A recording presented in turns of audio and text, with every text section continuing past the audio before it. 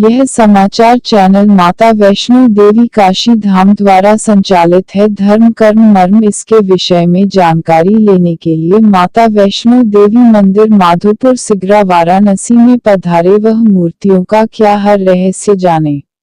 दिनांक 8 फरवरी 2024 को प्रयागराज महाकुंभ में जिस विषय पर समाचार का संकलन हुआ है, पहले उसकी एक झलक देखें। प्रयागराज से विशाल चौरसिया की रिपोर्ट।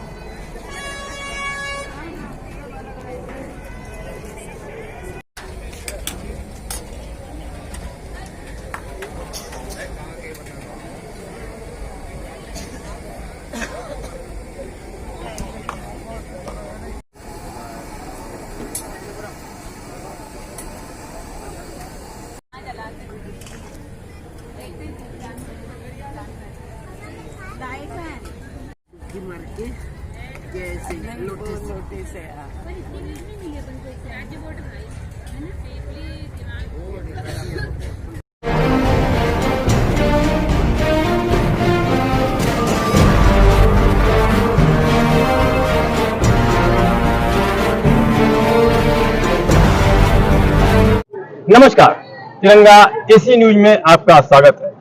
मैं विशाल चौरसिया प्रयागराज महाकुंभ से, और जिस प्रयागराज का जिक्र हो रहा है, कहा जाता है तीर्थराज प्रयागराज, यानी तीर्थों का राजा प्रयागराज।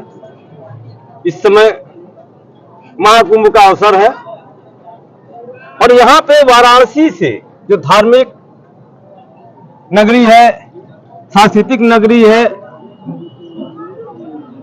वहां के मारवाड़ी समाज के लोग यहाँ के तीर्थयात्रियों का सेवा कर रहे हैं। और सेवा में जो सबसे बड़ी सेवा होती है, किसी को भोजन कराना। कोई भूखा है, तीर्थयात्री अगर आ रहा है, जा रहा है, रास्ते में थका है, तो आप लोग लगातार इस सेवा में लगे हैं। सेवा का संचालन में लगे हुए लोगों में से स्वयं आपका परिचय देंगे। उसके पूर्व आपका हम अपने चैनल में स्वागत करते हैं। आपका बहुत स्वागत है, नमस्कार। आप पहले अपना पूरा परिचय हमारे दर्शकों को दीजिए। मेरा नाम श्रवण कुमार करवा है। मैं सुरभि शोध संस्थान का वर्तमान में मंत्री हूं और हमारी संस्था जो है विगत 35-36 सालों से ग्राम्य विकास और गौ संवर्धन पर कार्य कर रही है। कुंभ मेला में हम लोगों ने ये यात्रियों की सेवा के लिए स्टॉल लगाया है। हमारी जो ये भंडारा है सवेरे 7:30 बजे चालू हो जाता है और रात में लगभग 10:30 11 बजे तक चलता रहता है। और अनवरत रूप से लगभग 20 से 25 हजार तीर्थयात्री यहाँ रोज प्रसाद ग्रहण करते हैं। ये आपका जो ये अन्य क्षेत्र भंडारा शुरू हुआ, कितने तारीख से शुरू हुआ? ये 24 तारीख से शुरू हुआ है, 14 तारीख से शुरू हुआ है और 26 फरवरी तक चलेगा। पूरा जो कुंभ, जो माननीय योगी जी ने कहा था कि 26 फरवरी शिवरात्रि तक कुंभ चलेगा, तब तक आप लोग सेवा देते रहे। आपके संस्था में और कितने लोग इससे जुड़े हुए हैं? सब मिला के करीब 13 ट्रस्टी हैं और काफी हमारे कुछ सहयोगी हैं। इसके अलावा करीब 150 वैतनिक कर्मचारियों की टीम लेके हम यहाँ आए हुए हैं और जो इसमें खाना बनाने से लेकर के सफाई तक का सारा कार्य वो लोग करते हैं। इसके अलावा भी यहाँ पे क्या तीर्थयात्रियों को विश्राम की या कुछ हाँ। समाज के लोगों या आपके संस्था जुड़े लोगों के लिए कोई व्यवस्था जो की है? हमारे संस्था से जुड़े हुए लोग हैं या जो हमारे दानदाता हैं उन लोगों के लिए हम लोगों ने 20 टेंट यहाँ बनवाया हुआ है। उसमें 8-8, 10-10 बेड लगे हुए हैं और वो लोग का जैसे पहले सूचना आ जाती है उस हिसाब से उनकी बुकिंग रहती है, उन लोगों के रुकने और ठहरने की व्यवस्था यहाँ रहती है। ऐसे इस आयोजन में यानी भंडारा में आपकी सुरभि सोच संस्था का सरकार का भी कोई सहयोग है या आप लोग अपनी तरफ से पूरा नहीं, सरकार जो आपकी संस्था है उसके द्वारा जो भी कलेक्शन हो रहा है, चाहे ट्रस्टियों द्वारा चाहे उसमें अन्य कुछ गुप्त दान द्वारा, उन्हीं की तरफ से चल रहा है? हाँ, ये संस्था पूरी तरह से जो है हमारे ट्रस्टी और दानदाताओं के ऊपर चल रही है। भंडारे में सरकार का कोई सहयोग नहीं, सरकार ने खाली हम लोग को जमीन अलॉट करके दी है, बाकी उन लोगों का कोई उसमें वो सहयोग नहीं है। बस खाली जैसे पानी की व्यवस्था, बिजली की व्यवस्था जैसे सरकार की तरफ से मिली हो इसका पेमेंट हम लोग करेंगे सब। ये तो हमने अभी सुना है या मुझे बहुत ज्यादा जानकारी नहीं है कि सरकार ने जो जमीन ट्रस्ट को या किसी संस्था को दी है उसका नॉर्मली कुछ शुल्क ले रही है बिजली का, इस सब का। तो क्या सरकार की तरफ से ऐसा कोई है आपकी जानकारी में कि कुछ जमीन के बदले या बिजली के बदले कुछ शुल्क रखती है? ये बिजली और पानी का तो शुल्क लेती है सरकार, बाकी जमीन का कोई शुल्क नहीं है। जमीन का कोई शुल्क नहीं लेती। और क्या योजना है जैसे काशी में और अन्य जगहों पे आप लोग किस प्रकार का संस्था की ओर के माध्यम से कार्य करते हैं? जैसे आपने गौ सेवा की बात की। हमारी संस्था मुख्य रूप से गौ संवर्धन एवं ग्राम्य विकास का काम करती है और हम लोग के कुछ विद्यालय हैं वहाँ पे जैसे पूर्वोत्तर भारत के कुछ बच्चे पढ़ते हैं और क्या बाकी नाम है आपके विद्यालय का? हमारा जैसे वहाँ डगमगपुर में एक विद्यालय है, हनुमान प्रसाद पोद्दार विद्यालय, और उसी के अलावा 3-4 विद्यालय और छोटे चक्का में और ये क्या कहते हैं नौगढ़ में सब जगह चलते हैं। तो कुछ एरिया और हॉस्टल भी हैं उसके साथ। पूर्वोत्तर राज्यों के लड़के लड़कियां पढ़ते हैं और प्लस बनवासी क्षेत्र के बच्चों को।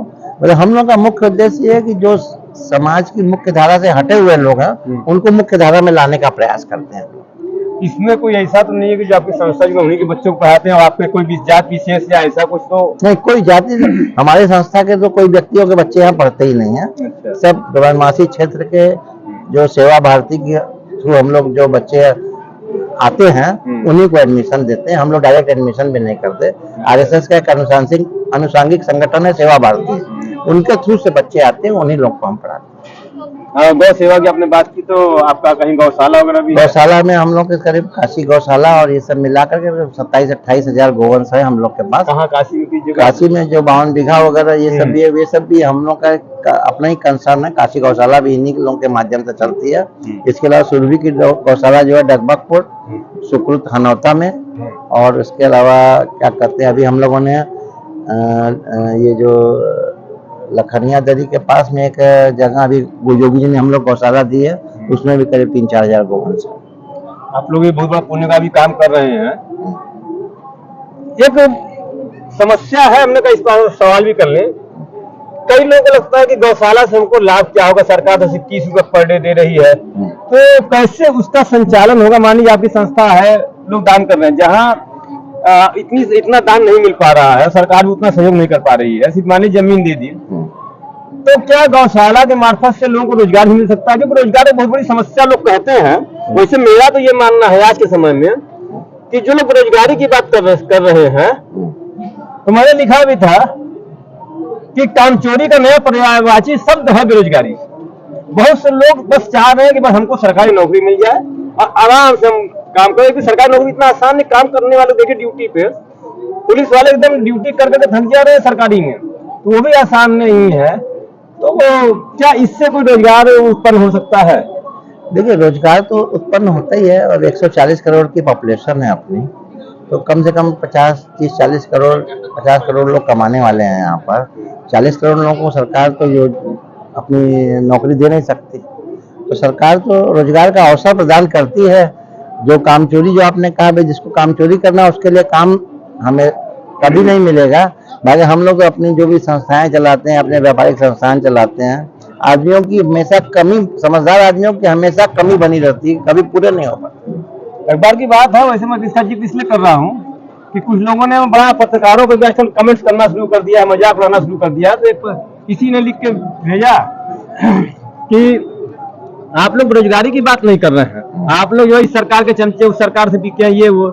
तो मैंने ना चाहते भी बस एक ही जवाब दिया कि तुमको काम करने से कौन रोका है, कामचोर। भाई किसी को सरकार ने चाहे किसी संस्थान ने या किसी व्यापारी ने रोका नहीं है। कंपटीशन तो रहेगा, ठीक है कि अगर आपकी दुकान चल रही है बगल में उसी चीज पे दूसरा दुकान खोलेगा तो कंपटीशन होगा। इसका मतलब ये तो नहीं है कि आप कोई कार्य ही ना करें, कार्य तो करना पड़ेगा। तो इस समस्या को लेकर हमने भी सवाल किया था और बाकी हमारी बड़ी शुभकामना है कि आप लोग ऐसे सेवा भाव करते रहें।